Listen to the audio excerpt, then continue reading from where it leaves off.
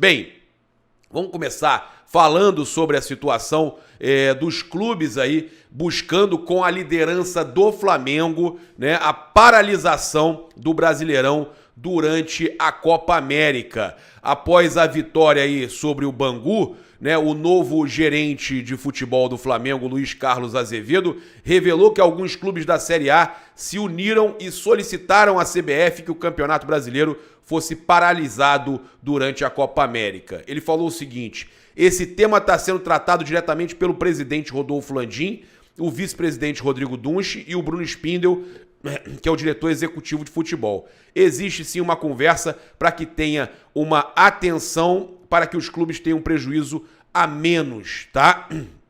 Então, a mudança no calendário faria com que as 4 rodadas previstas durante a Copa América e as oitavas e quartas de final da Copa do Brasil fossem invertidas, tá?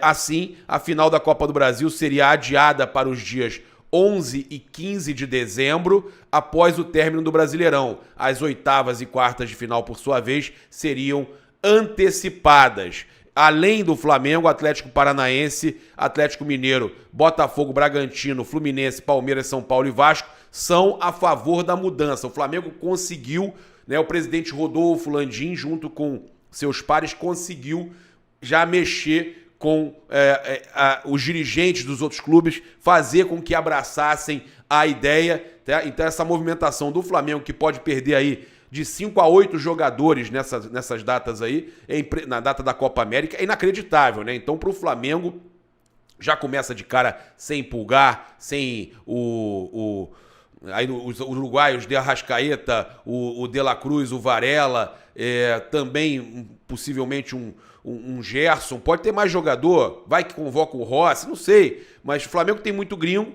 né? E de cara, pelo menos se for convocado um para a seleção brasileira, a gente tá falando de 5 jogadores aí, e 5 titulares, tá? 5 titulares. E que isso faz uma diferença absurda. Olha, falar do Igor Jesus, cara, e não, só para dizer, eu sou muito a favor disso aí, o Flamengo tá certo, tem que correr atrás de mudar isso aí. O Igor Jesus tá com muita moral, hein? Olha, o volante está sendo muito elogiado nas redes pela torcida do Flamengo. Não são também apenas de torcedores, né? A comissão técnica também se surpreendeu com o garoto que não sentiu a pressão, né? Então, o Igor Jesus, não vou dizer que passou num teste, mas aproveitou a oportunidade muito bem. Bem, parabéns aí ao Igor Jesus e o Flamengo ganha um reforço aí de peso para a temporada. Olha, eu vou dizer, hein? Ele, o Ryan Lucas, cara, o Flamengo não tá precisando pensar muito em volante, não. Pode pensar já no atacante pela direita, que a gente já vai falar aqui. Pode pensar no lateral direito. Pode pensar em zagueiro, que ainda não contratou o Léo Ortiz. O Flamengo, né, com essas saídas aí se aproximando do Thiago Maia, e o Mateuzinho já saiu, e a saída do Thiago Maia, tem grana em caixa, mas não precisa contratar volante não, viu? Vou falar pra vocês, eu tava preocupado, falta de planejamento do Flamengo, porque ficou sem Pulgar, sem De La Cruz e sem o Alan, né? E tava negociando o Thiago Maia. Mas, olha, a gente quando erra, tem que dar o braço a torcer. Eu tava errado, né? Dessa vez eu critiquei sem necessidade. Não é que não vou dizer que o planejamento era bom, mas os caras já sabiam que podiam contar com aqueles garotos ali. Eu tinha um medo de queimar. Quer saber a real? Eu tenho medo, às vezes, de queimar um garoto desse. Eu tenho medo de colocar um garoto desse assim numa situação de pressão e você perder um grande jogador como o Igor Jesus, um Ryan Lucas. Mas esses garotos estão muito bem preparados, estão muito bem de cabeça, né? Tem personalidade, então, olha, eu até já não me preocupo mais. Tem que botar pra jogar mesmo. Porque, por exemplo, o João Gomes tinha essa cabeça. O João Gomes era bom. Ele era bom de cabeça. Então, ele era bom no campo e bom de cabeça. Então, deu certo rápido. Senti que esses garotos aí também são bons de cabeça. São bons no campo e bons de cabeça. Aí, menos um problema. A gente tem reforços. O Flamengo hoje tem 2 grandes jogadores ali na base que subiram, né, como volantes. Eu tinha falado isso pra vocês, que eram novos João Gomes aí que estavam chegando, E vou falar, hein? Muito bons jogadores, muito bons jogadores. Bem, o gramado do Maracanã, que tem sido alvo de críticas aí já tem algum tempo, cara, o negócio dessa vez tá pior, né? O Mauro César Pereira entrou em contato com a empresa responsável pela manutenção, a Greenleaf, né? Eu também tenho contato com eles lá. E eles afirmaram que pretendem realizar até 2 trocas de gramado nos próximos meses. A empresa afirmou que o gramado apresentará um desgaste acentuado entre julho e agosto, no inverno, quando o estádio recebe maior número de jogos.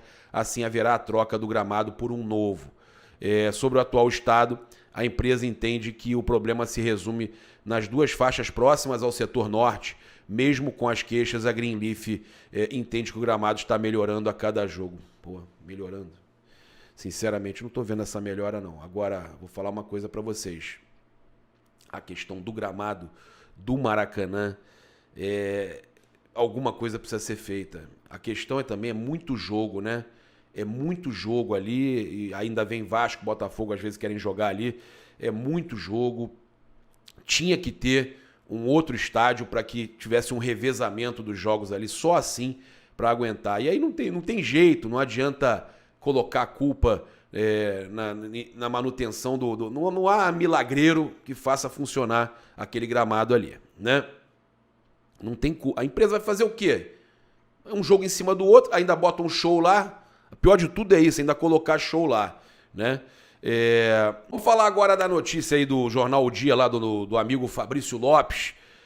Com 117 milhões nos cofres, o Flamengo já planeja a contratação de um ponta-direita, tá? Então, o Flamengo planejando aí a contratação, né, do jogador tão desejado pelo... Não há pressão, tá? Inclusive, ontem na coletiva o Tite deixou claro o relacionamento próximo com o Rodolfo Landim, não tem pressão, mas ele quer um ponta-direita a mais no elenco, tá?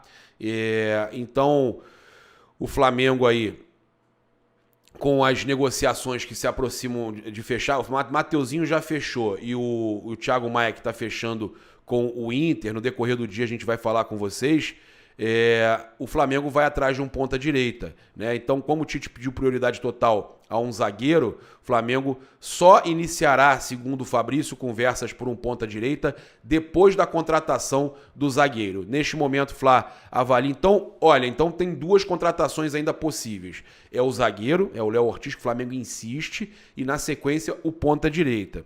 Flá vai avaliar valores que ainda tem para investir e os nomes que caberão no orçamento. Então, o Tite escolherá dentre aqueles que são possíveis ou poderá optar para aguardar no meio do ano somente para realizar a contratação desse ponta. Tá? Então, o Flamengo, com todas essas vendas, o Flamengo segue aí com alguns jogadores no radar, inclusive para opção, né, para a zaga, né? Tem o jogador lá, o que a gente trouxe a informação, Domingos Duarte, né, do Getafe, né, da Espanha, o português, né, o Domingos Duarte. O Flamengo pagaria aí em torno de 3 milhões de euros, mas o Flamengo insiste no Léo Ortiz. O Flamengo, então, após comprar o Nicolás de la Cruz por 16 milhões de dólares e pagar 1 milhão de euros por Matias Vinha, mas aí tem mais valores parcelados, o Flamengo tem em caixa ainda 75 milhões de reais para contratar. Vai parcelar o Ortiz, vai parcelar, se vier realmente, vai parcelar o ponta-direita, e aí o Flamengo vai encaixar nesse valor. Agora, a venda do Matheus França para o Corinthians, no caso o Mateuzinho, né? Tá chamando Matheus França, mas é o Mateuzinho. E se confirmando a venda do Thiago Maia para o Internacional, o valor vai ser turbinado e aí o valor vai para 117 milhões. Quer dizer que o Flamengo vai gastar os 117 milhões agora? Não, pode gastar no meio do ano, tá? Vale lembrar, tá, Fabrício? Vou te passar uma informação aqui importante, que o Flamengo, na verdade, tem 75 milhões provisionados para contratar. Esse plus que entrou, tá, não entra diretamente para contratações. É um dinheiro que entra para suprir aquela meta de vendas. Então, o que acontece?